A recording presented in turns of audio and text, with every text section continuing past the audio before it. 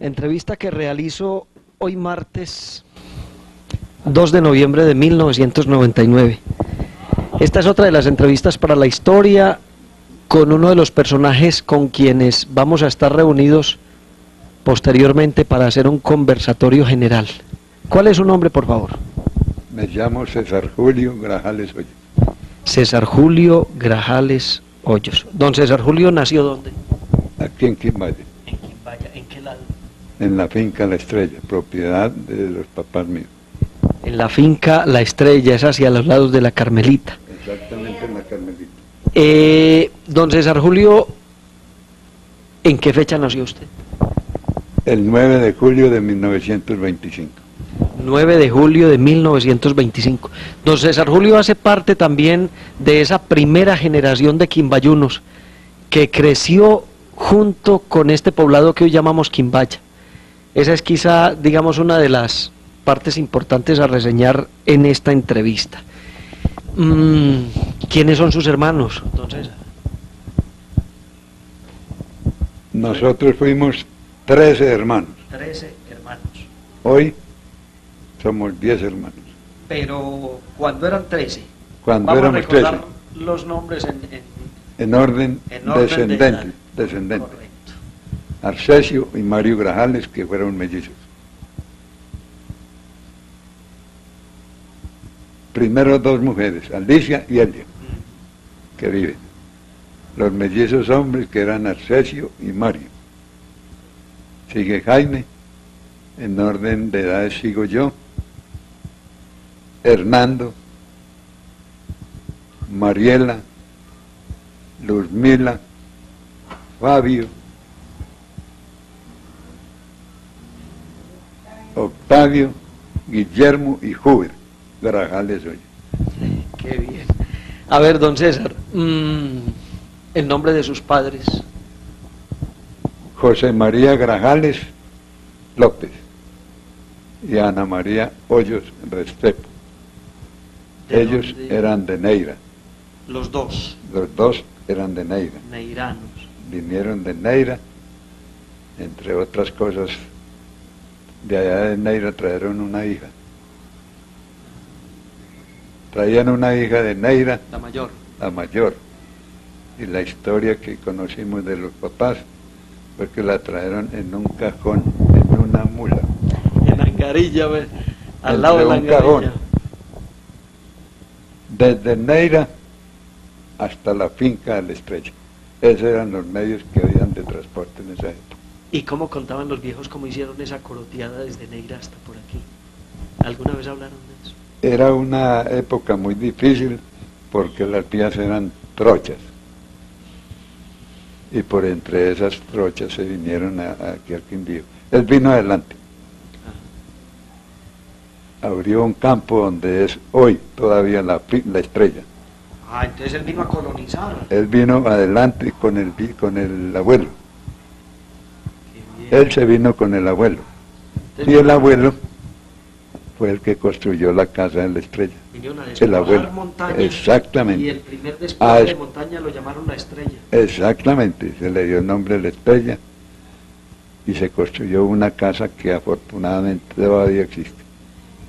Don César, ¿su padre o su abuelo alguna vez le comentaron de cómo fue la llegada ahí, la boleada de hacha, la tumba y la construcción de esa finca? Desafortunadamente el abuelo, ya cuando nosotros tuvimos como edad para dialogar con él ya era un anciano. Con él pues no hubo la oportunidad de oírle sus aventuras, su historia. La que conocemos es la que nos vio el papá. ¿Y qué comentaba su padre cómo abrieron esa cementerio? Se vinieron 3 amigos de Neira, lamentablemente no tengo los nombres no de él, se llamaba Jesús María Grajales. Él. Se ubicaron en la zona de la Carmelita y cada uno escogió un lote de tierra, pero era un lote pues muy grande. Se deslindaron ellos con trochas y empezaron a abrir fincas. Que era muy difícil porque no era cuestión de rocería, era de derribar montes de guava principalmente, y madera. Eran unas fincas Pura selva. pura selva. Ahí encontraron tigres, aquí en la Estrella. Ahí encontraron tigres. Porque en esa época, a pesar de que estaban tan en montañas, los guaqueros llegaron a esa tierra. Y contaba un guaquero que fue conocido, don Luis Marín, el papá de Carmen Emilia Marín, que él había encontrado el tigre ahí cerca de la casa de la Estrella. ¿Usted conoció a don Luis? Don Luis, no, Papá no de recuerdo. Carmen Emilia, bueno, el señor murió de más de 100 años, aquí. Entonces esa fue una labor muy dura. A esos viejitos les tocó muy duro, porque eran montañas de guava y de madera, árboles de acerrío. Y era una tierra que estaba llena de plagas de todas las clases, principiando por el zancudo, que era el más perjudicial de todas las que había. Pura malaria, ¿no? Pura, exactamente, sí señor. Y entonces dice el viejo que cuánto tiempo le invirtió a dominar ese pedazo de tierra para después ir por la familia. Ellos, el viejo, el abuelo, que fue el que se vino pues dirigiendo la familia, construyeron la casa. Y inmediatamente mandó al hijo, que era mi papá, a traer a su familia. Qué bien. Que de 13 hijos trajeron uno ya, tal vez así fue así. ¿Y a la abuela también se la trajeron o ella había muerto? No, ella vino. No, también. la abuela no. La abuela mía no la conocí. Ella ya había muerto, sí. Y de guaquería, ¿qué comentaban los viejos? Que era muy rica la tierra, pero ellos personalmente, el papá mío no fue guaquero. Fue colono más bien. Fue Entonces, colono, exactamente. Él fue dominando colono. la montaña. Exactamente. Y diciendo y tumbando y haciendo pues una finca, que fue una finca muy grande. Hoy, de esa finca, existen por lo menos 10 o más fincas. Hoy. Pero como le digo, eso fue una tierra que ellos mismos la deslindaron y más adelante se hicieron asegurar del gobierno, Claro. como era la palabra. Se hicieron reconocer con títulos de propiedad. Eso. Esos títulos de propiedad los expidió hasta muy entrado este siglo el Ministerio de Obras El Públicas. ministerio, exactamente, con un ministerio, sí. Sí, señor, el Ministerio de Obras Públicas era el que Que exigía adjudicaba, los que adjudicaba. planos de agrimensura firmados por un ingeniero agrimensor. Se solicitaban a Bogotá a través del municipio, Finlandia en este caso. Finlandia era el municipio. Y allá antes devolvían ya los papeles con los títulos de propiedad. Esta pues es una historia bien interesante ya de colonización directamente. Él fue colono, el abuelo fue colono, me apaciguió con las tierras y otros vecinos amigos que vinieron con ellos. Lo que pasa es que no tengo en la mente en el momento los nombres.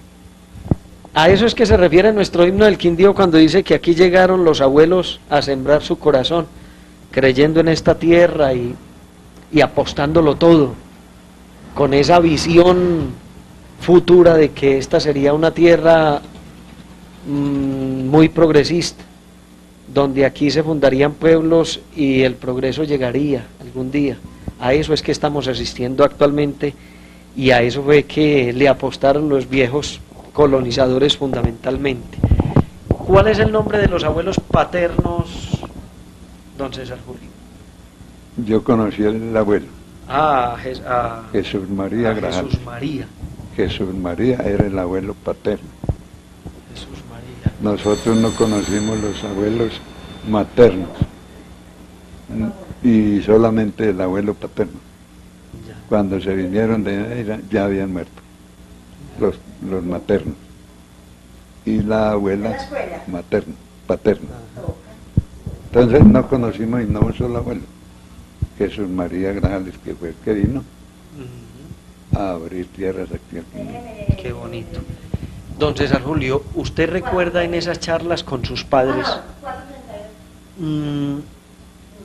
de pronto que le hubieran comentado acerca de la guerra de los 1000 días? A mi papá le tocó, ¿Qué comentó? pues siendo un niño, él era un Claro. niño, pero él le tocó esa época. Y él, para él era muy agradable hablar de la guerra de los 1000 días, porque como él la vivió.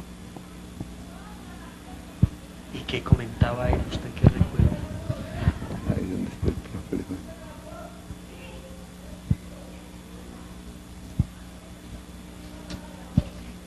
Coronel Barrera, es que no es, en realidad esa es la parte. Barrera Uribe. Barrera Que le Uribe, tocó era Arbenz. uno de ellos.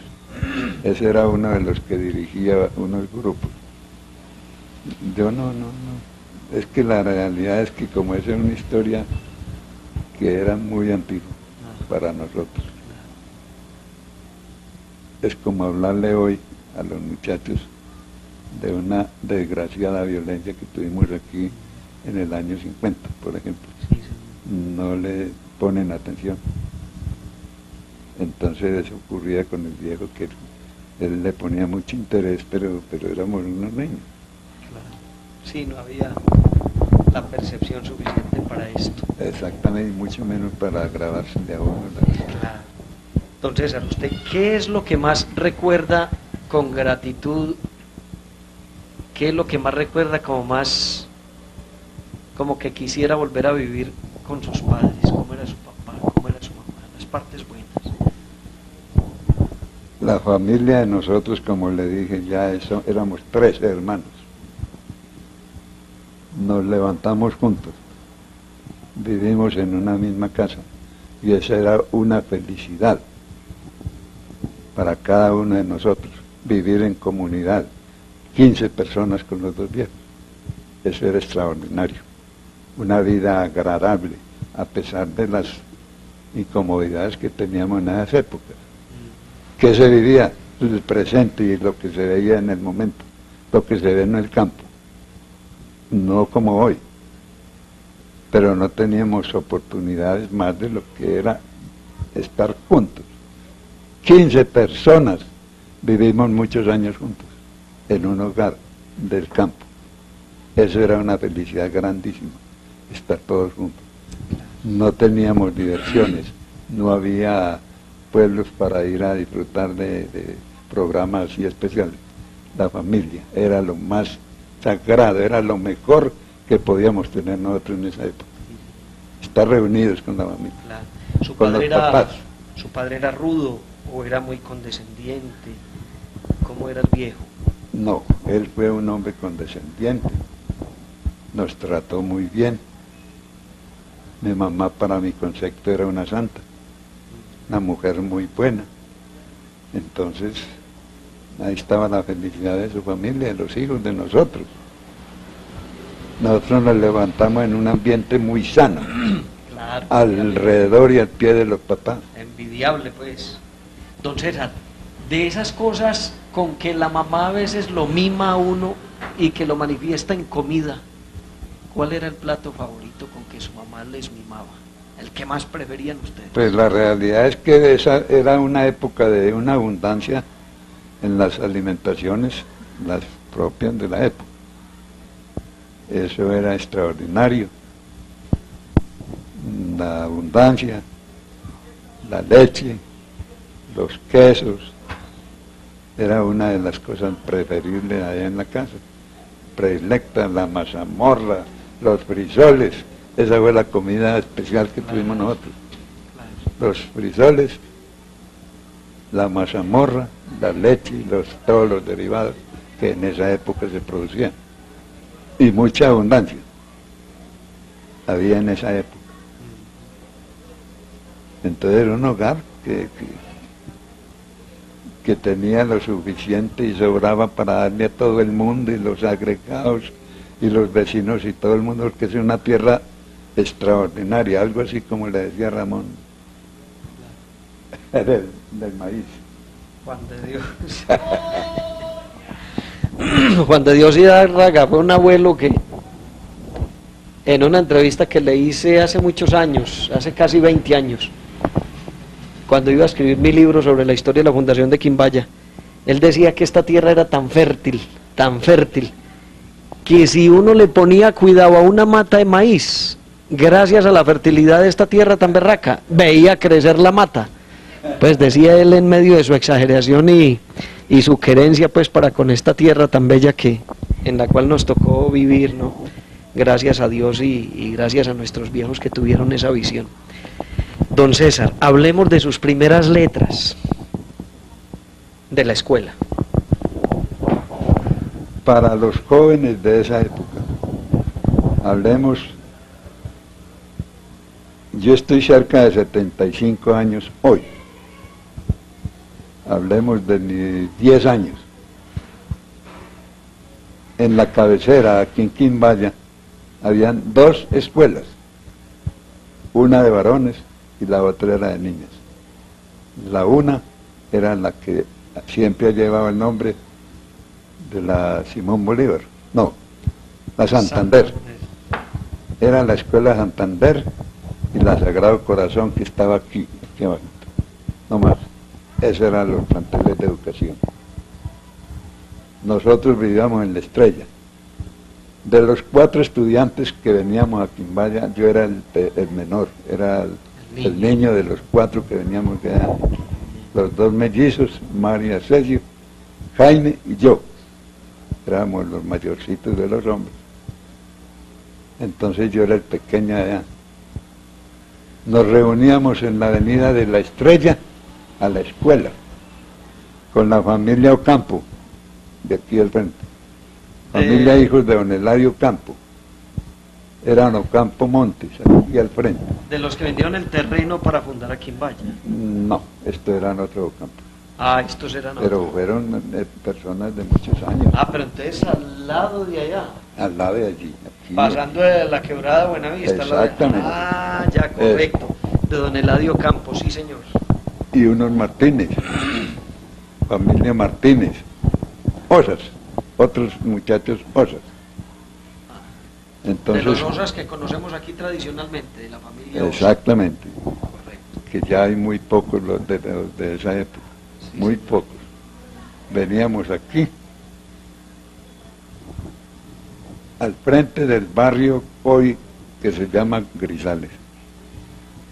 Había un puentecito hecho por los papás nuestros. Ellos nos hacían un puente colgante de guadua y por ahí pasábamos porque el río Buenavista, la quebrada Buenavista en esa época era grande, caudaloso. Entonces pasábamos los muchachos por ese puente y subíamos a la escuela Santander. Donde está actualmente. La escuela era únicamente la parte que da a la calle, aquí, a la calle.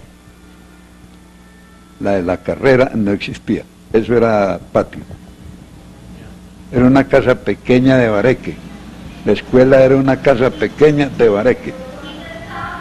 Los estudiantes éramos muy pocos, era la única escuela que tuvo Quimbaya en esa época. ¿Cuáles eran los maestros en ese tiempo de sus primeras letras? El maestro que yo me acuerde que me enseñó las vocales se llamaba don Ricardo Echeverri. Don Ricardo Echeverri fue mi primer profesor. ¿Y el del año siguiente cuál fue? Él me enseñó, yo estuve con don Ricardo Echeverri 2 años. 2 años.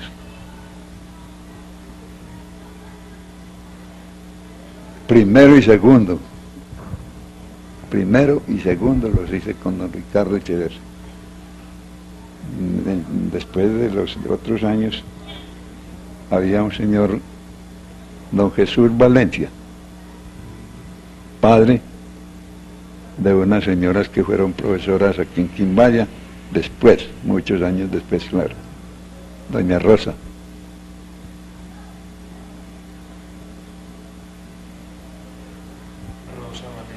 Doña Rosa Valencia, la señora Almedo.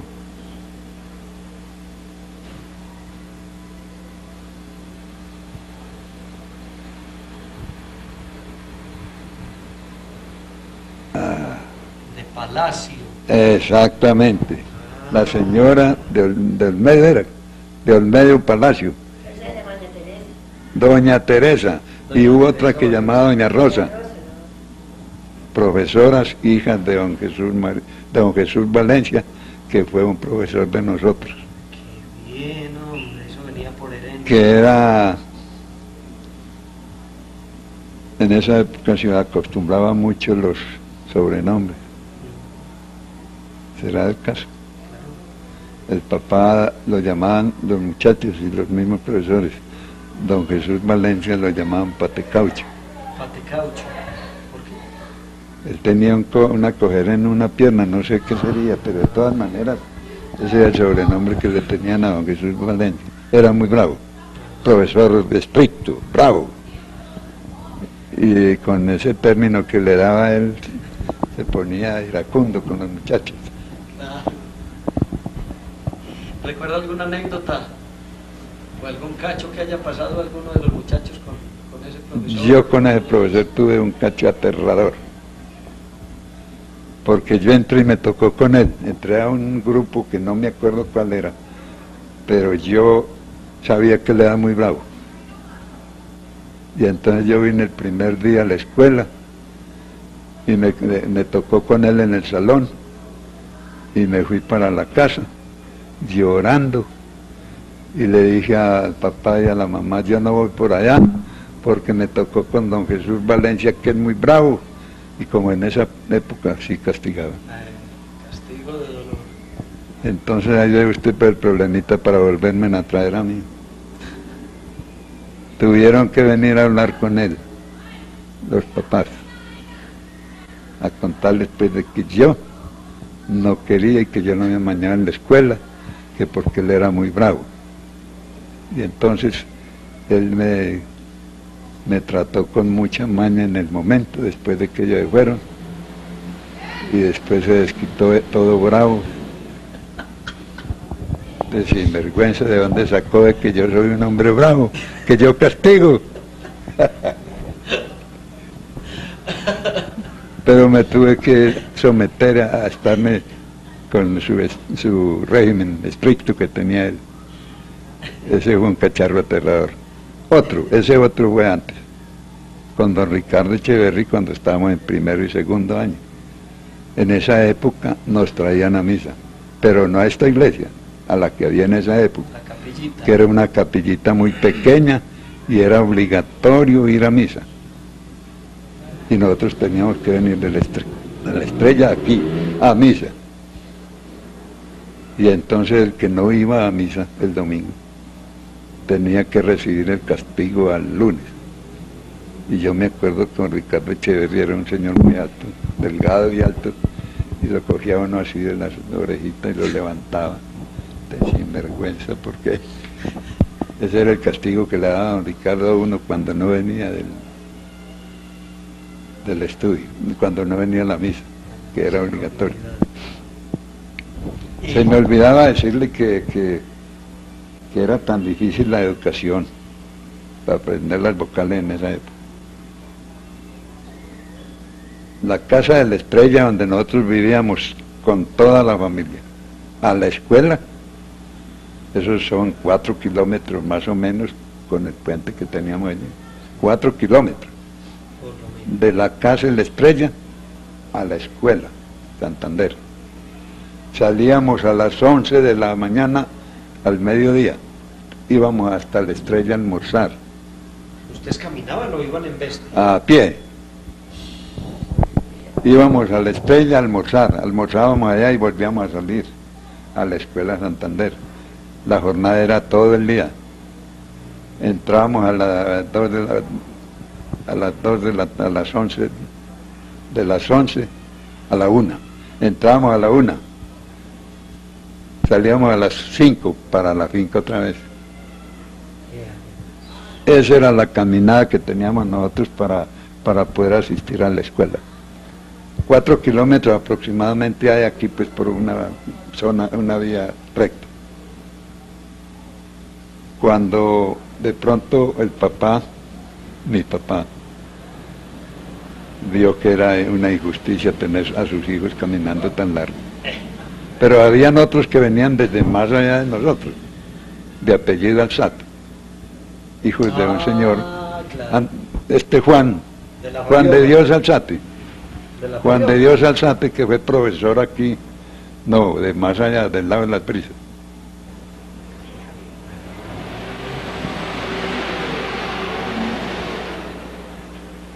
De pronto mi papá vio que estaba en realidad muy largo la jornada para venir a la escuela, y allí en el alto, aquí al otro lado, aquí pasando el río Buenavista, en la parte de encima, allá había una familia, y habló para que nos hicieran el almuerzo. Entonces nosotros sabíamos de la finca de que nos hicieran el almuerzo todos los días. Por la mañana arribábamos a esa casa, dejábamos lo que nos daban, veníamos aquí y volvíamos a almorzar allá al otro lado. Salíamos al mediodía, íbamos allá a almorzar y volvíamos aquí. Y por la tarde para la Estrella. Eso fue por muchos años. Esa fue la época para nosotros poder aprender algo en esa época. Después que fueron levantando estos otros hermanos, como nos levantamos todos juntos, ya nos vinimos para acá a vivir. A ver, don César, dos cositas. La primera, pero en la Carmelita había escuela rural. No, en esa época no había absolutamente, no, yo le hablo de 60 años o de 50 años atrás, no, en ninguna parte. ¿En la Unión no había? Pues sí había en la Unión, allá sí había una escuela muy vieja, pero es que esa estaba igual es más lejos ir a la Unión que venir aquí, sí, de allí es la Estrella. Bueno. Y la otra, don César, cuando se vinieron de la Estrella para acá, para Quimbaya, ¿exactamente a qué casa vinieron a vivir? Eso se llama por dirección hoy en día, carrera tercera, calle 16 esquina, donde existió un colegio que se llamó ¿El vocacional? Vocacional. Esa casa ha sido propiedad desde esa época. Ahí habían 3 casas unidas, se dividieron. Ah, exactamente ahí. En la misma esquina, ahí donde está el lote hoy en día. ¿Y era de quién esa propiedad? Esa era propiedad de mi papá, él la hizo. Mi papá hizo la casa. Jesús María. José María. José María. Él hizo esa casa. Don Chepe. Don Chepe, exactamente. Como todo el mundo le dijo siempre, exactamente, ¿cierto? sí. Don Chepe Grajales. Él aceptaba eso, se conoció eso, sí. En Entonces esa casa él vivimos, construyó ahí. esa casa la hizo. Ahí vivimos 13 hijos y los 2 viejos. Qué bien. En esa casa, carrera tercera, con calle 16. Esa esquina, es sí, la dirección hoy. Qué bueno. Bueno, y a nivel educativo, a nivel de estudio, don César, ¿hasta dónde estudió usted? Yo estudié aquí lo que pudimos aquí, porque desgraciadamente, yo estuve, aquí se llamó después de la escuela. Hasta quinto, primaria, en la escuela Santander. Exactamente. ¿O hasta cuarto? Hasta quinto. Y aquí la escuela fue creciendo y empezaron a conseguir salones por ahí repartidos. ¿Para el primero de bachillerato? No, para el primero de bachillerato existió una cosa que se llama complementaria, un colegio que lo llamaban complementaria. ¿Y dónde fue eso? ¿Dónde funcionó exactamente eso? Ese funcionó exactamente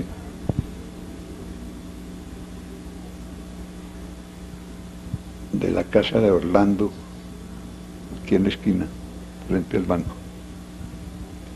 Ahí bajando. Orlando Rojas. De Orlando Rojas, de esa esquina bajando. Estamos hablando de la calle 14. Calle 14, exactamente, a continuación de la casa que hoy es de Orlando y su mamá. Una casa que tiene 3 pisos. Ah, que después pasó a ser propiedad de don Rubén Hernández. Exactamente, esa casa. O sea, calle 14 entre carreras sexta y séptima. Exactamente, eso se llamó la complementaria. ¿Esa fue la primera que funcionó aquí o ya venía funcionando desde esa fue que la usted... esa fue la primera. Ya estuvimos estudiando en la complementaria. ¿Y qué maestros recuerda usted? Yo me acuerdo muy bien, ya era un hombrecito, yo pues ya estaba más, ya habían transcurrido unos años. y me acuerdo de dos.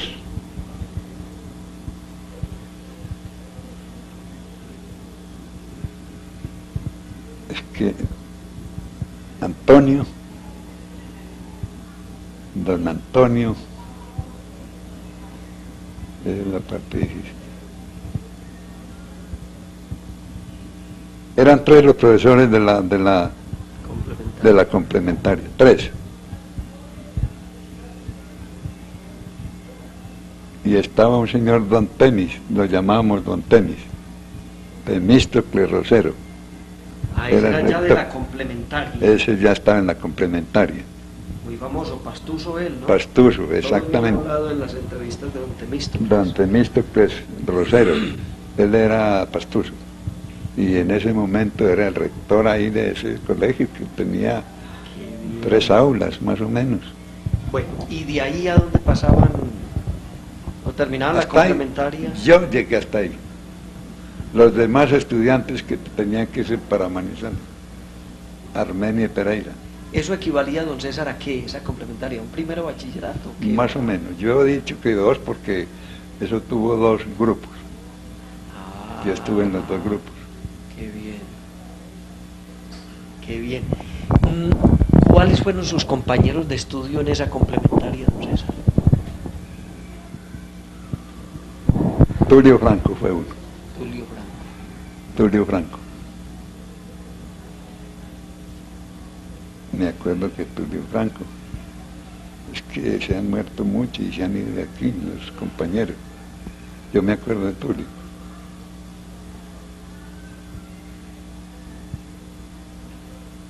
Le hago otra anotación. Estudiamos en el hospital. Estudiaron. En el hospital. Pero, ¿parte de la complementaria o la primaria? En la complementaria. El hospital lo iniciaron.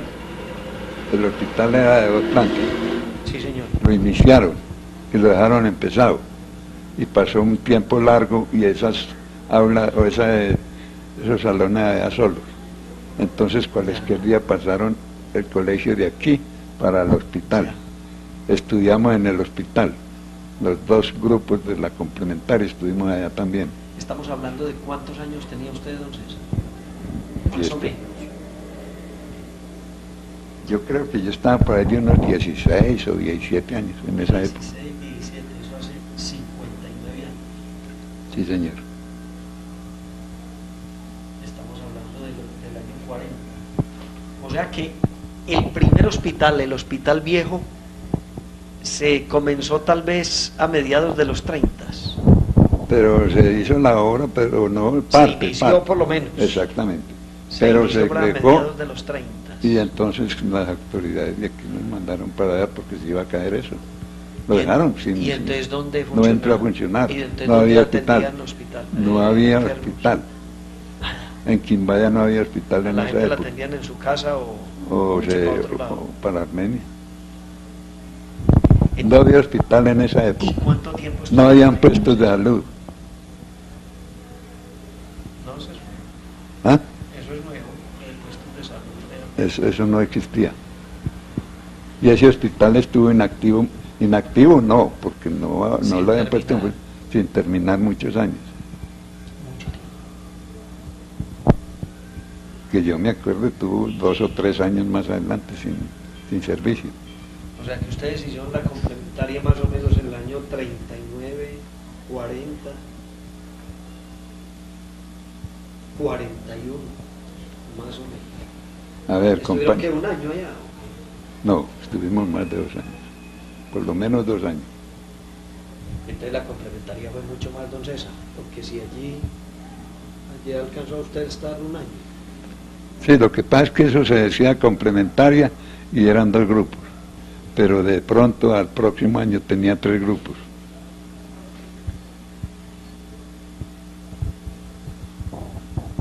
Ya.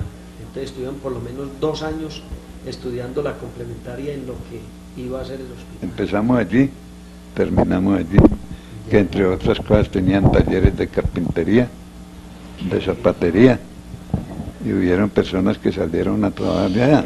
Raúl Moreno era un compañero. Raúl Moreno, Hernando y Ernesto Echeverri.